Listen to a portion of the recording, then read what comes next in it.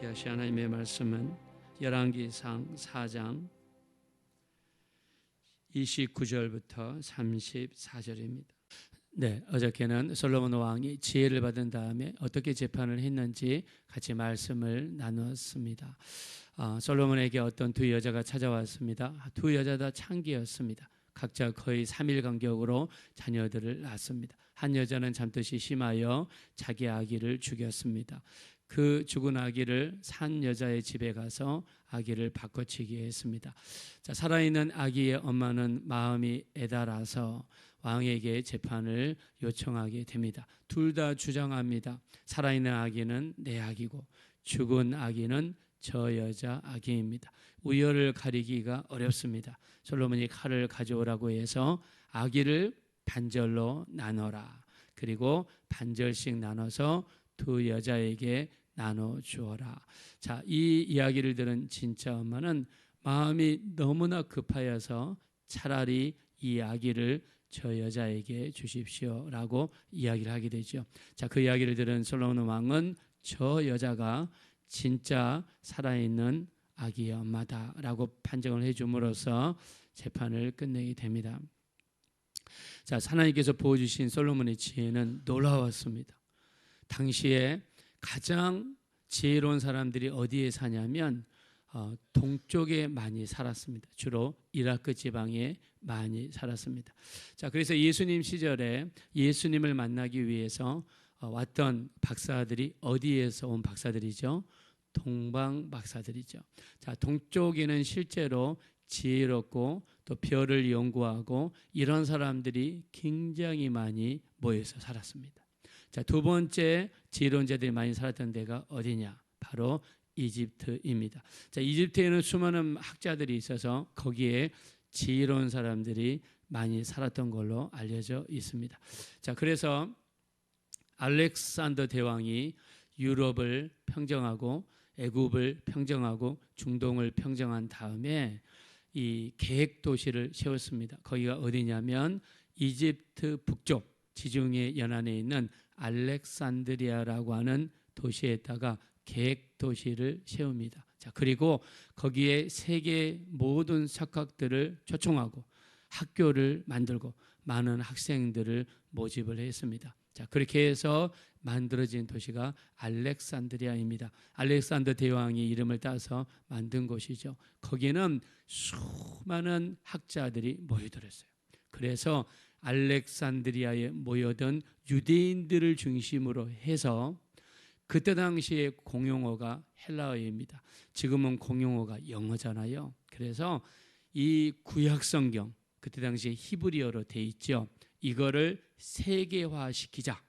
전 세계에 있는 수많은 사람들이 읽게 하자 해서 알렉산드리아에 있는 유대인들이 모여서 만든 성경이 70인역입니다. 70인역은 헬라어로 만들어진 세계 최초의 히브리 성경이었습니다. 자, 왜냐? 알렉산드리아에 전 세계 학자들이 모이고 그리고 수많은 석학들이 모이니까 그들을 위해서 전 세계에 있는 사람들을 위해서 그때 공용어였던 헬라어로 구약 성경을 번역한 거예요. 자, 여기에서 나와 예수 믿은 유명한 목사님이 있습니다. 바로 아볼로 목사입니다. 아볼로 목사는 알렉산드리아 출신입니다. 그래서 근데 어떻게 해서 예수님을 믿게 됐어요? 근데 이 사람이 잘하는 게 두 가지예요. 히브리서 사도행전 18장에 보니까 구약에 대해서 박식합니다. 두 번째, 언변이 좋습니다. 근데 알고 있는 게 뭐냐면 예수님이 세례 받으신 거, 침례 받으신 것밖에 몰라요. 그래서 시장 바닥에서 이야기를 듣고 있다가 브리스길라와 아굴라가 아볼로 목사를 집에 데리고 와서 예수님에 대한 복음을 처음부터 끝까지 소개해주고 이 말씀을 가르쳐줬어요. 그랬더니 구약의 이 통달에 있던 아볼로 목사는요, 예수님에 대한 내용을 구약에서 다 찾아가지고 예수님에 대해서 증거하기 시작하는데 당시에 고린도가 큰 대도시였습니다. 고린도에 있는 예수 믿는 사람들이 이 유대인들에게 아무래도 말발이 딸리고 구약의 지식이 딸려서 늘 성경에 대해서 이야기하고 예수님에 대해서 이야기할 때 그들이 졌단 말입니다. 아볼로 목사가 고린도에 가가지고 전 세계 사람들이 모인 곳에서 유대인들과 1대1로 구약에 대해서 서로 변론할 때 아볼로 목사의 그 해박한 지식을 통해서 그들을 이겨버리고 유대인들을 이겨버리고 수많은 학자들을 이겨버리고 그리고 예수님을 증거하면서 복음이 폭발적으로 증거하는 데 쓰임받았던 이 사람이 아볼로 목사였습니다. 할렐루야. 바로 이 사람이 이집트에 있는 알렉산드리아 출신이에요. 그래서 당시에 수많은 석학들 또 학자들 지혜론자들이 어디에 살았느냐? 동방 이라크 지방에 살았고 남쪽 이집트에 살았습니다. 자, 그 솔로몬의 지혜가 얼마나 큰지 한번 보겠습니다. 자, 우리 한번 29절 보겠습니다. 29절. 자, 다 같이 한번 읽어보겠습니다. 시작. 하나님이 솔로몬에게 지혜와 총명을 심히 많이 주시고 또 넓은 마음을 주시되 바닷가의 모래같이 하시니. 30절입니다. 솔로몬의 지혜가 동쪽 모든 사람의 지혜와 애굽의 모든 지혜보다 뛰어난지라. 아멘. 자, 여기 동쪽 모든 사람의 지혜보다 뛰어났더라. 애굽의 모든 지혜보다 뛰어났더라. 뭐라 할 수 있습니까?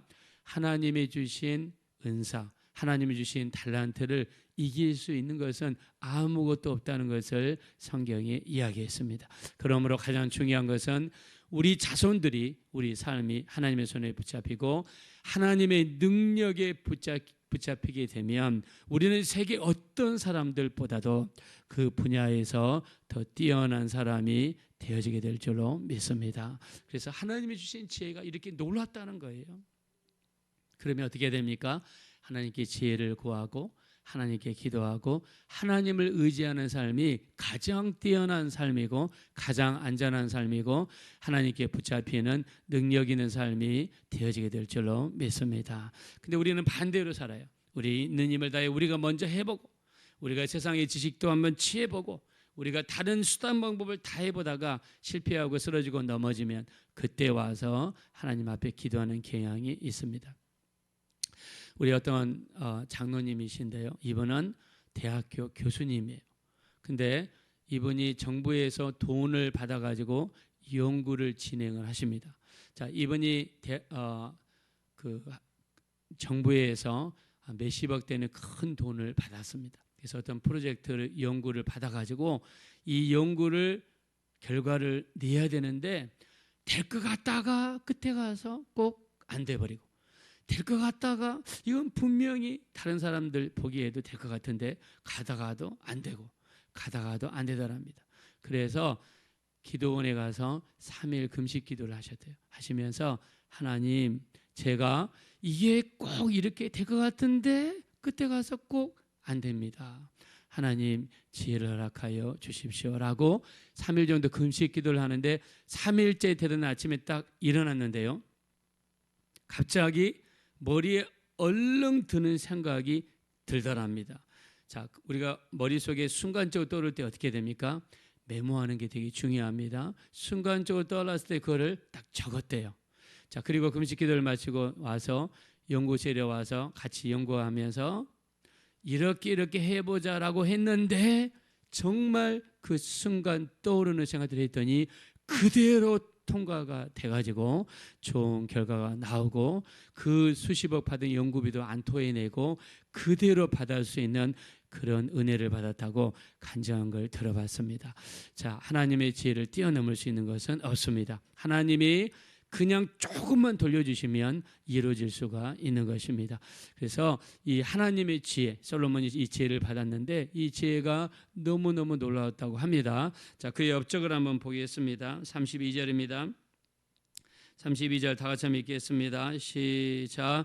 그가 잠언 3,000가지를 말하였고 그의 노래는 1,005편이며 33절입니다. 그가 또 조목에 대하여 말하되 레바논의 백향목으로부터 담에 나는 우슬초까지 하고 그가 또 짐승과 새와 기어다니는 것과 물고기에 대하여 말한지라. 아멘. 자, 솔로몬이 나무에 대해서 이야기하면 모르는 것이 없었다는 겁니다. 풀에 대해서 이야기하면 모르는 것이 없었대요. 짐승에 대해서, 공중에 날아다니는 새에 대해서, 물속에 있는 물고기에 대해서 이야기하면 모르는 것이 없었대요. 다 알았다는 거예요. 자, 우리가 이 지혜를 조금 엿볼 수 있게 만드는 성경이 욥기입니다. 욥에 보면 세 명의 친구들이 나와서 자기들이 가진 지식을 가지고 욥을 공격하고 또 자기들의 지식을 뽐내면서 이야기하죠. 악의 이야기도 하고 뭐 갖가지 이야기를 뽐냅니다. 우리가 이 욥기서를 읽어보면 어떨 때는 깜짝깜짝 놀릴 때가 있어요. 야, 그때 당시 이들이 가진 이 언변이라든가 말이 대단하다. 자, 근데 하나님이 주신 지혜를 받은 이 솔로몬은 얼마나 더 대단하겠습니까? 우리가 원정수 원사님 간증 많이 들어봐서 알잖아요. 원정수 원사님이 어떤 전도사님 전도를 받아가지고 교회에 가서 어차피 집에 있어도 추우니까 교회에 가서 기도나 하자 하고 저녁마다 2시간씩 기도했다고 그러잖아요. 성경을 이렇게 읽었는데 한 번은 이 신약 성경 그 로마서를 이렇게 읽었다고 합니다. 읽었는데 어머니가 한 번은 대전 시내에 가서 두부 한 모를 사가지고 오너라 심부름을 시켰다고 하지 않습니까? 그리고 어머니의 심부름을 받아 대전 시내에다 갔는데 대전 시내에 이렇게 간판들이 딱 건물 앞에 붙어 있는데 그 간판이 성경책으로 딱 보였대요. 그래서 내가 지금 헛것을 보고 있나 싶어가지고 고개를 흔드니까 성경책이 펴지면서 1장에서 2장으로 넘어가는데 성경책이 눈앞에서 보이는 것처럼 글씨가 다 보였다고 하지 않습니까? 그래서 내가 혹시 영양이 부족해서 이런가 보다 하고 또 고개를 흔드니까 2장에서 3장으로 넘어가고 3장에서 4장으로 넘어가는데 앞에서 성경을 보듯이 성경이 그대로 보였다고 그러잖아요. 그래서 당시에 대전고등학교를 다녔는데 전교생이 같은 그 학년 학생들이 한 350명인가 되는데 자기가 한 45등, 뭐 잘하면 한 340등 뭐 이렇게 했다고 합니다. 저 근데 한번 신기해서 국어책을 읽어보고 그 다음에 영어책을 읽어보고 그 다음에 뭐 사회책, 역사책 다. 근데 그때 당시에는 뭐 참고서가 있습니까? 뭐 있습니까? 시험이 대부분 교과서에서 나왔단 말입니다. 근데 시험을 보려고 딱 앉았는데 국어 시간을 딱 보니까 보고 눈을 딱 감았는데 국어책이 앞에 딱 보이는 거예요. 그래서 계속해서 눈을 감고 이렇게 고개를 돌렸대요. 거기니까 답이 거기에 있고 답이 거기에 있고 그래가지고 세상에 전교에서 350등 하던 애가 그 다음 달 시험을 봤는데 반에서 1등을 했대요. 반에서 1등. 그러니까 선생님이 점수를 나눠주면서 부르더래요. 너 이 자식 그러면서 왜 컨닝을 이렇게 심하게 했냐고. 근데 아니라고. 그랬는데 그 다음에는 전교회에서 1등을 했대요. 그래서 이분이 서울대학교 의대에 들어가고 그리고 나중에 서울대학교 의과대학을 수석으로 졸업하고 그 다음에 전국의사고시에서 수석으로 졸업하고 전국의사고시에서 수석을 딱 졸업을 했는데 집이 저기 고려대 근처에 있다고 합니다. 근데 아침에 딱 일어나가지고 학교를 가려고 버스 타러 가는데 검정색 차 3대가 와 있대요. 하나는 뭐 보건복지부 장관, 또 하나는 뭐 의대 학장 뭐 차 뭐 이렇게 와 있더래요. 서로 데려가려고. 자, 우리가 이런 간증을 들으면 이분이 그 받은 지혜, 여러분 딱 눈을 감았는데도 책이 그냥 눈앞에 보여서 그냥 그 아는 대로 이야기를 하는 거예요. 그야말로 이 걸어다니는 백과사전인 거죠. 그리고 그 받은 지식을 가지고 이제 응용을 해서 이 하나님의 영광을 위해서 의술로 이렇게 쓰임 받지 않습니까? 이 솔로몬의 지혜가 정말 대단하단 말입니다. 어마어마합니다. 하나님의 주신 지혜가 이렇게 놀라운 것을 알 수가 있습니다. 하나님의 지혜를 이길 수 있는 능력은 없습니다. 하나님의 능력을 이길 수 있는 그런 능력은 없습니다. 그래서 기도하는 것이 복된 삶이고 하나님의 지혜를 의지하는 것이 복된 삶이고 하나님께 예배하고 하나님께 기도하고 하나님께 맡기는 삶이 이 세상에서 우리가 살아갈 수 있는 가장 복되고 지혜롭고 능력 있는 삶이 되어지게 될 줄로 믿습니다. 자, 우리 자식들이 다 공부를 잘할 수는 없어요. 그래서 가장 중요한 게 무엇이냐? 하나님이 우리 자녀에게, 하나님이 우리 손주에게 주신 달란트가 뭐냐? 자, 이 애는 공부를 잘하는 애인가? 음악을 잘하는 애인가? 또 이 미술을 잘하는 애인가? 어제 저녁에 우리 그 청량년부 남자들을 데리고 제자 훈련을 이렇게 하는데요. 한 집사님이 그러더라고요.